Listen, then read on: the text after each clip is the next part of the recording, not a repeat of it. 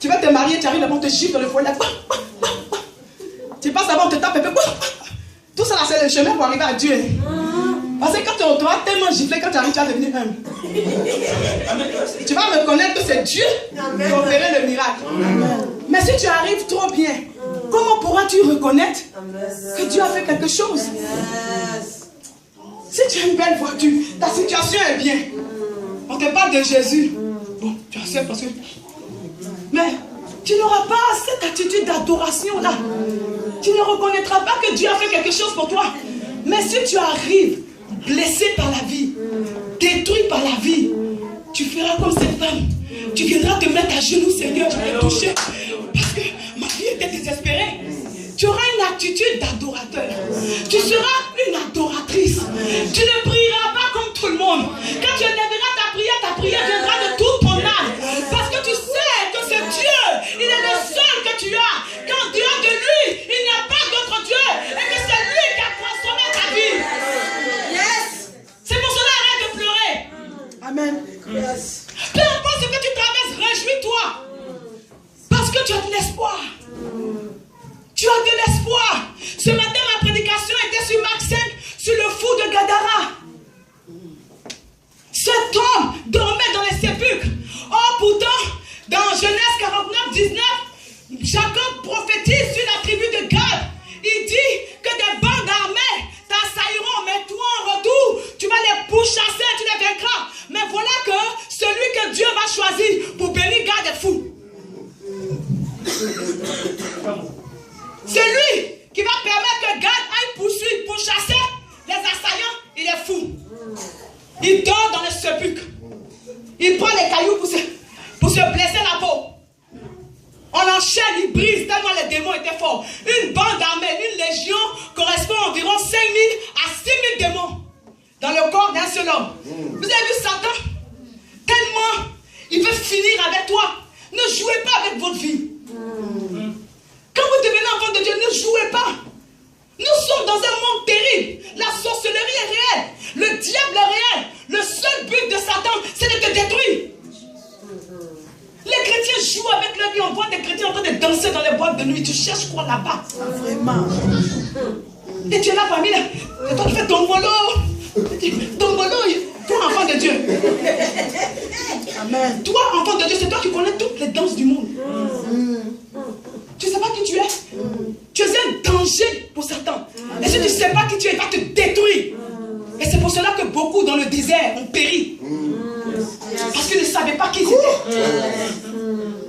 Pourtant, ce sont les mêmes que Dieu a délivrés d'Égypte. Mais pourtant, ils ont péri. Quand tu ne sais pas qui tu es, tu péris. Même si tu étais baptisé. Alléluia. Amen. Et Dieu, Jésus, a rencontré ce fou. Il a délivré ce fou de Gadara.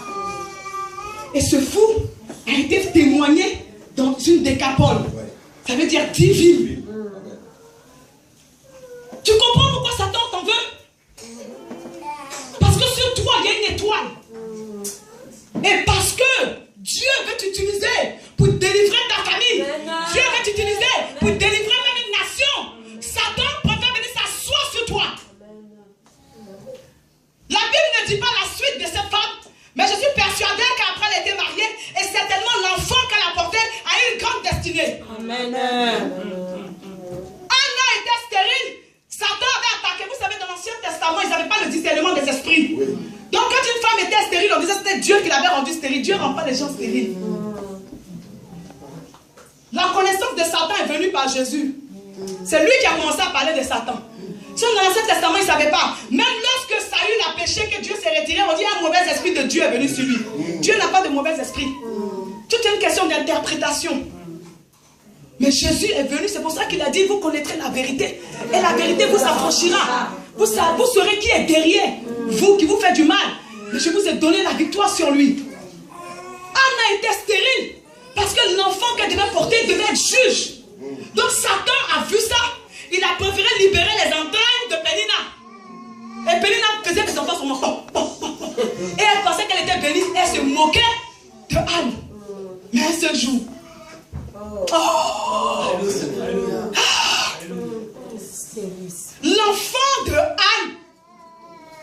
était le prophète Samuel. Amen. Juge sur Israël. Yes. Tellement il était loin que Dieu ne parlait plus à lui les sacrifices, c'était à Samuel le petit. Amen. Tu comprends pourquoi tu as combattu? Amen. C'est ce que tu portes en toi. Amen. Donc arrête de pleurer. Amen. Seigneur, il ne comprend pas pourquoi. Non. Seigneur, pourquoi? Ça c'est comme ça. Si un homme est parti, c'est pas grave. Va devant le trône de Dieu. Prie, le Seigneur va le ramener. Amen. Ça dépend de ce que tu crois. Bon, maintenant si c'est un boxeur, il faut lui laisser partir. C'est peut-être que Dieu a permis qu'il arrête de te boxer pour quelqu'un te caresser tes joues. Bon, maintenant si tu aimes la boxe, c'est pas grave, Dieu va permettre. Ah, il y a des gens qui aiment ça. Hein? Il y a un couple qui se battait tout le temps. Et le pasteur a décidé de parler au monsieur pour qu'il arrête. La femme m'a dit, mais pourquoi vous venez arrêter? Moi, là, c'est ça que j'aime, quand on se bagarre tout le temps. C'est une histoire vraie, c'est un pasteur qui a raconté ça. Il y a des gens qui aiment ça. Donc, si tu aimes qu'on te boxe, il n'y a pas de problème pour continuer. Alléluia. Amen. Il faut arrêter, les chrétiens pleurent trop. Cette femme pouvait dire, non, ma vie est finie, je vais me suicider. Parce que Satan, c'est son travail. Oh, il n'y a plus d'espoir pour toi. Tu fais quoi sur la terre? Il faut mourir. Regarde, comme ta soeur Patricia a expliqué. Mais il faut mourir, c'est tout. On t'a tout pris. Tu n'as plus de papier. Tu n'as plus rien. Mais pour mourir, il faut abandonner tes enfants. Le service social va les prendre. De toute manière, ils ne seront pas à la rue, il y a le service social.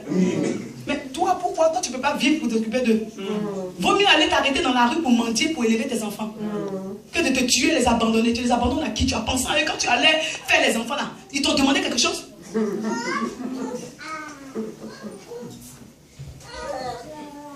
Pour savoir pourquoi tu es combattu. Tu es combattu parce qu'en toi, tu portes la vie. Amen. Yes. Tu es combattu parce que ton étoile brille. Amen.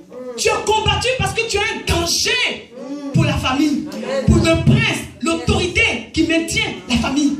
C'est pour cela que Satan te combat.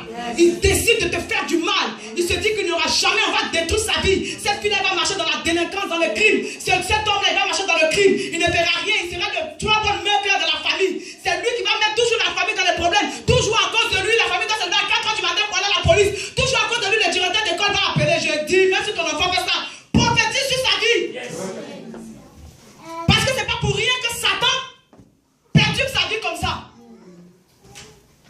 Et celui qui est le toit de la famille, c'est lui que Satan va enlever sur le chemin de l'église. Non, c'est quand tu commences à dire, toi, qui va plus à l'église, il était réuni. Le salut est individuel.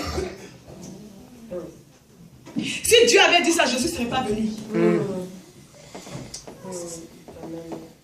Lorsque tu commences à être attaqué, sache que c'est un moment là, en ce moment là, que la bénédiction, il y a un miracle de Dieu. Il n'y a pas de miracle sans problème. Tu veux un miracle, mais tu ne veux pas le problème.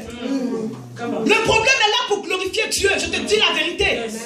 Le problème qui vient dans ta vie est là pour glorifier. Cette femme, on ne la connaissait pas avant, elle saignait pendant 12 ans. Mais lorsque elle a touché Jésus, aujourd'hui on parle d'elle. Amen. Son témoignage est resté. On ne connaît pas son nom, mais c'est qui est sûr, on connaît son histoire. Vous savez, dans la Bible, on ne donne pas trop le nom des femmes parce que les hommes, c'est eux qui ont pris la Bible en bail. Donc, ils donnent que le nom des hommes. Mais c'est la vérité. Il y en a même que Dieu inspire, puis ils disent non.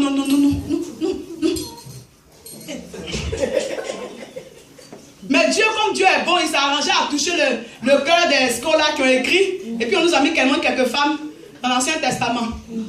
On dit, enfin quand même, on se souvient de Déborah. Et quand on parle de Rachel, on dit elle a triché. C'est-à-dire que quand il s'arrange à parler des femmes, il s'arrange à parler mal. Elle a poussé son mari au péché. Et Sarah, c'est elle qui a poussé son mari à prendre la garde. Rachel, elle a envoyé Jacob pour voler la bénédiction. C'est-à-dire qu'on parle de la femme, on ne parle pas bien. Mais Dieu dit, il a quand même parlé bien de quelques-unes. Pour que ça encourage les autres femmes qui arrivent. Alléluia. Amen. C'est la vérité. Wow, on parle d'une femme, on ne parle pas d'elle. Mais Jairus, la fille de Jairus, on a dit Jairus. On dit un chef de la synagogue, Jairus. Il avait sa fille, on ne dit pas le nom. 12 ans. Alléluia. La femme coupée. Même lorsque Paul parle du Nouveau Testament, il dit Jésus, quand il est resté, il a apparu d'abord aux femmes. C'est pas vrai, et Paul aussi. Il est apparu d'abord à Pierre. C'est ce que Paul dit. Hein? Quand il parle de la résurrection, il dit lorsque Jésus est ressuscité, il a apparu d'abord à Pierre et à tous les autres. Oh, Paul aussi. Pourquoi l'esprit pharisien était de temps en temps en lui? Nous savons tous la vérité. Que lorsque Jésus est ressuscité, il a apparu premièrement aux femmes. Mais Pierre ne veut pas, Paul ne veut pas ça. Il a sauté cette partie et puis dit Jésus est apparu premièrement à Pierre. Parce que le nom des femmes là, il ne peut pas. Mais nous sommes là. Les femmes, nous sommes là. C'est la journée aujourd'hui. C'est la journée des femmes, c'est pour ça que je parle comme ça.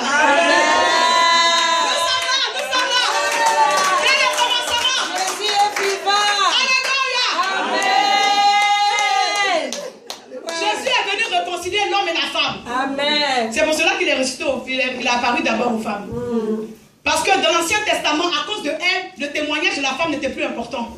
Parce que c'est elle qui est venue parler à son mari pour lui dire oh, le fruit là, si tu as goûté, parce que c'est sucré. Et il a mangé. À partir de cet instant, Dieu a maudit la femme. Il a dit ton mari dominera sur toi. Donc le témoignage de la femme n'était plus valable. Il fallait des témoins, des hommes. Quand une femme témoigne, et ensuite lorsqu'elle témoigne, elle doit jurer, si elle meurt. Oui, c'est la vérité. C'est comme ça dans l'Ancien Testament. À cause de Ève. Et Jésus, pour réconcilier l'homme et la femme, lorsqu'il est ressuscité, il est apparu premièrement aux femmes. Pour leur dire maintenant, vous pouvez aller témoigner parce que vous avez été affranchis. Et c'est pour cela que lorsqu'elles sont allées témoigner, les disciples n'ont pas cru. Pourquoi? Parce que c'était des femmes. Ils sont venus encore comme Adam et Ève. On ne croit pas. Et Jésus est venu, il leur a dit, mais pourquoi vous n'avez pas cru à ce qu'on vous avait dit? Et c'est pour cela qu'à partir de cet instant, les femmes et les hommes maintenant étaient ensemble à la chambre haute. Et tous ont élevé la voix, les 120 personnes avec des femmes ont élevé la voix et le Saint-Esprit est descendu sur la prière des hommes et des femmes ensemble. Pour la gloire de Christ. Amen. Ce sont les deux prières qui ont apporté l'onction sur la terre. Ce n'est pas la prière des hommes seulement. Donc, ce n'est pas aussi une affaire pour dire que nous, les femmes, on est mieux. Moi, c'est ce genre de prédication que je n'aime pas. On n'est pas en guerre. C'est ensemble que nous servons le Seigneur. Amen. La foi de cette femme l'a sauvée. Je regarde le maman. La foi de cette femme l'a sauvée. Elle a cru que malgré son état, Jésus a dit, venez à moi, vous qui avez faim, je vous donnerai à manger sans argent. Dieu n'avait pas besoin, Jésus, le médecin par excellence, n'avait pas besoin de l'argent de cette femme. Il avait besoin seulement qu'elle croie. Le problème de beaucoup de chrétiens aujourd'hui, c'est la foi. Ce qui nous empêche même de faire une offrande à l'extérieur, parce que nous ne croyons pas que quelque chose peut se passer. Ce qui fait que lorsqu'il y a des problèmes, tu ne pries pas, c'est parce que tu ne crois pas. Parce que si tu crois, tu vas te mettre automatiquement à genoux. Amen. Et souvent, c'est par grâce que Dieu nous délivre. Ce qui fait qu'il n'y a pas de miracle, c'est un manque de foi. La foi de cette femme a été au-delà de toute foi. Elle a dit, malgré la loi qui est sur moi, malgré mon état, je vais le toucher et je sais que si je le touche, je serai guéri. Esther a dit, allez-y, jeûnez avec moi 3 jours et le 3e jour, j'entrerai dans les palais du roi et je parlerai de mon peuple, de ce qu'avant de tuer mon peuple, elle a risqué sa vie. La foi qui sauve, c'est la foi qui va au-delà même de ta vie. Où là, il n'y a plus d'espoir. Humainement parlant. Où on ne peut même plus, on te dit, là, toi, pour toi, c'est fini. C'est à ce moment-là que Dieu agit. C'est là où s'arrête la force de l'homme. Que le Seigneur agit pour toi. Donc, je vais t'encourager. Si tu es venu décourager, parce que tu penses que tu souffres trop, je vais remettre ton esprit en place. Pour que tu te repositionnes. C'est ça la repentance. La repentance, tu abandonnes une certaine manière de penser et tu te tournes vers une autre manière de penser, celle qu'est Christ. Dieu dit, je ferai de toi la tête et non la queue. Il dit, par la maîtrise, tu as été guéri. Crois. Peu importe ce que le médecin te dit, crois. Amen. Amen. Crois.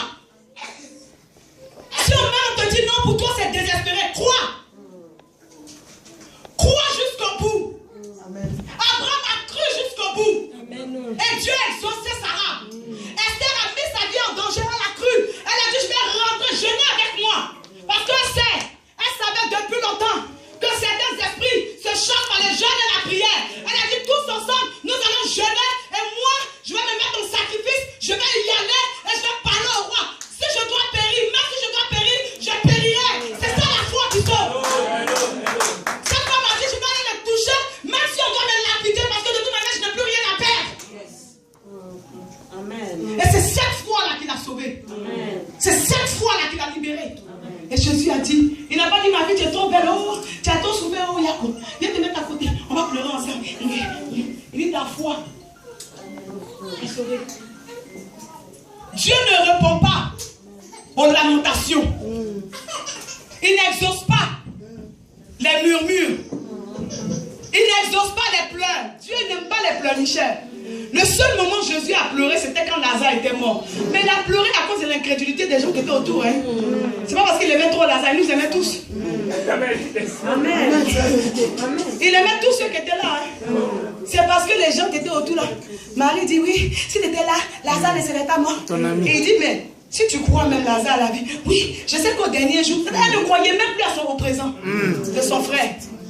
Je sais qu'au dernier jour il ressuscitera. Mais là, le présent, là, elle ne pensait pas. Il dit, mais je suis la résurrection. Tout ça, la Marie n'entendait pas. Quand tu traverses des difficultés, tout ce que les versets bibliques, ça rentre ici, ça sort de l'autre côté.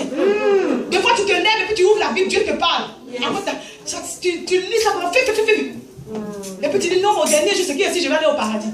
Donc, il y a des chrétiens qui veulent souffrir sur la terre parce qu'ils sont persuadés d'aller au paradis. Là, quand tu vas venir au paradis, tout va briller là. Mais comment tu vas faire? Tu vas regarder comme ça. Parce que tellement tu es habitué à la souffrance. Parce que chez Dieu là-bas, il n'y a pas de pauvreté. Hein. Les palais, c'est un palais royal. C'est la gloire de Dieu, ça brille, c'est l'émeraude, c'est du diamant. Ce n'est pas les pacotis qu'on vend au marché là, à 5 € là. Qui brille pour quelques jours. Pour Dieu, ça brille éternellement. Amen. Tu revis ça sur la terre parce que tu ne veux pas croire aux promesses de Dieu. On dit si tu es de Christ, c'est d'Abraham. Alors la bénédiction de Dieu, la bénédiction d'Abraham vient sur toi, tu dis non, ça c'était l'Ancien Testament, maintenant nous sommes dans le monde spirituel. Dans la bénédiction, elle est spirituelle seulement. Donc toi tu es là, tu parles en langue seulement. Il y a des gens pour rien, ils parlent en langue. Tous les jours ils parlent en langue. Rien ne se passe dans ta vie, tu parles en langue seulement. Mais il faut quelqu'un pour t'interpréter. Mais toi-même demande le discernement des esprits pour que tu puisses t'interpréter. Peut-être que tu es en train de mentir même dans ton parler en langue.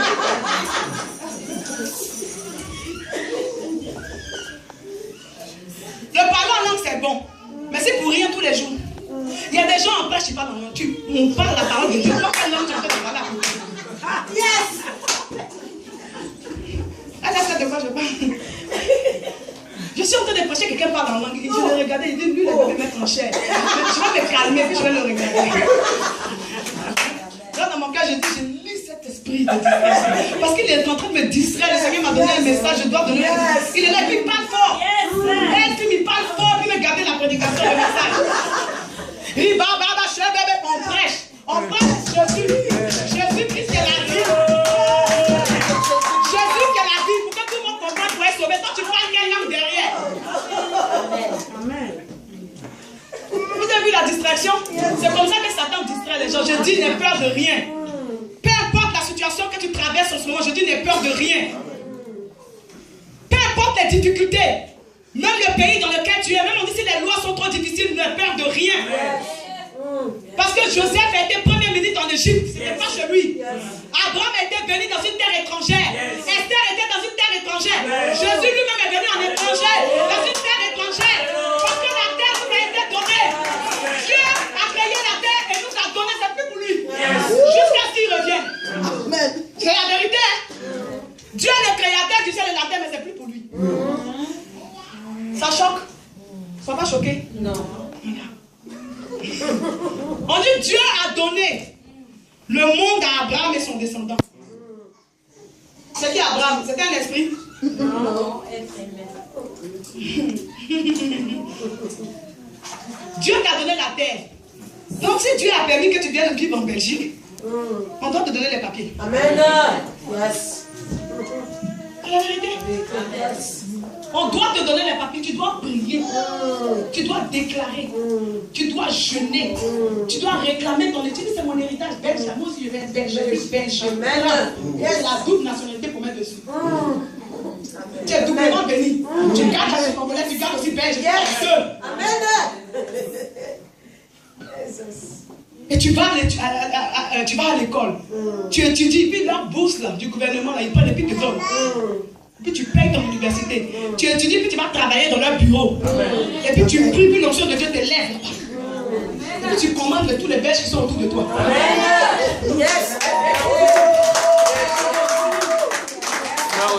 C'est ce que Joseph a fait en Égypte. Hein?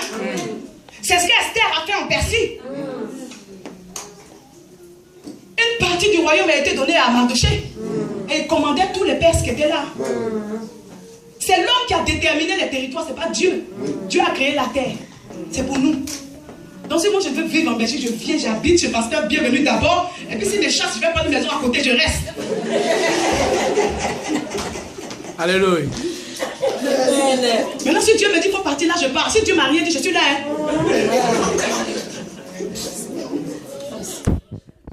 C'est ton héritage. La guérison est ton héritage. La bénédiction est ton héritage. Il ne faut pas accepter la médiocrité. Quand ça ne va pas dans ton foyer, fléchis les genoux. Il faut prier, il ne faut pas pleurer. Dieu n'aime pas les gens qui pleurent. Nous sommes dans une armée. Les hommes avec lesquels nous combattons ne sont pas charnels. Elles sont puissantes pour renverser les forteresses. Nous ne luttons pas contre les chair et les sang. Nous luttons contre les dominations, les autorités, les esprits méchants, les esprits colères. Lève-toi. Non, faut t'arrêter de te bénir. Car je le bénis au nom de Jésus. Et que cette offrande qu'il vient de faire, que tu multiplies ses finances, que la sécheresse financière parte de ta vie au nom de Jésus. Sois béni dans le nom de Jésus. Alléluia. Nous luttons contre les forteresses et contre les dominations et contre les esprits méchants dans les lieux célestes. Amen. Donc quand rien ne va, tu vas dans la présence de Dieu et tu parles à ton papa. Seigneur, voici la situation que je traverse. Je ne comprends pas. Ce n'est pas un manque de foi de questionner Dieu. Si tu peux poser des questions à ton papa, ce n'est pas à Dieu, tu ne peux pas poser des questions. Parce qu'il est devenu ton père. Père, je ne comprends pas qu'est-ce qui se passe. Et il va commencer à ouvrir tes yeux. Révèle-moi, Seigneur. Seigneur, parle-moi. Seigneur, ouvre-moi les yeux. Tu seras en train de prier. Si toi-même tu n'as rien vu, quand tu vas arriver à l'église le dimanche, le passage, le verset biblique que pasteur bienvenue va te parler. Amen. Ou le Saint-Esprit va lui parler. Il va nous dire. C'est pour ça que ne viens pas à l'église sans prier. Quand tu vas, tu dis Seigneur, je vais entendre parler, parle-moi. Je vais aujourd'hui, je veux que tu me parles. Mais tu ne mets pas talon rouge à lèvres rouge, tu marches, tu viens à l'église, tu es assis, tu acclames, tu t'en vas, tu n'as rien reçu, ça ne te dit rien. Tu viens dans la présence de Dieu sans rien, et puis tu trouves ça normal. Et quand rien n'avance, tu t'étonnes. Il est temps de se lever. Cette femme qui ne connaissait pas Jésus a dépensé ses moyens chez des faux médecins. Mais lorsqu'elle a connu Jésus, sa vie a changé. Le médecin par excellence, elle est dessus. Dans l'Ancien Testament, il n'y avait pas de médecin. C'était Dieu. Lorsque le roi Ézéchias était malade, il a prié, il a été guéri. À cause du péché, les gens se tournent vers les médecins. C'est le péché qui a fait que les médecins sont devenus intelligents. Prenez les médicaments, n'allez pas chez Dieu. Une opération comme pour le médecin, il est fort, il est opéré, je vous dis. Donc les gens cherchent les médecins. Et Dieu, le guérisseur, on le met à côté. Le matin, tu prends le comprimé. Le midi, tu prends le comprimé. Le soir, tu prends le comprimé. Pendant 20 ans, tu as un traitement à vie. Et tu trouves ça normal, tu es enfant de Dieu. Ensemble, nous, on le Seigneur, il est vivant. Ça ne te dit rien. Amen. On nous dit que cette femme a vu des médecins. Ça veut dire que le médecin est en dessous de Christ. Yes. Amen. Yes. Amen. Je ne dis pas que si tu as un petit mal, tu ne peux pas prendre le médicament, non. Mais ta foi n'est pas au médecin. Amen. Ta foi n'est pas dans le médicament. Ta foi est dans celui qui guérit. Au-delà de toutes choses. Lorsque la médecine ne peut plus rien faire, lorsque le médecin te dit ta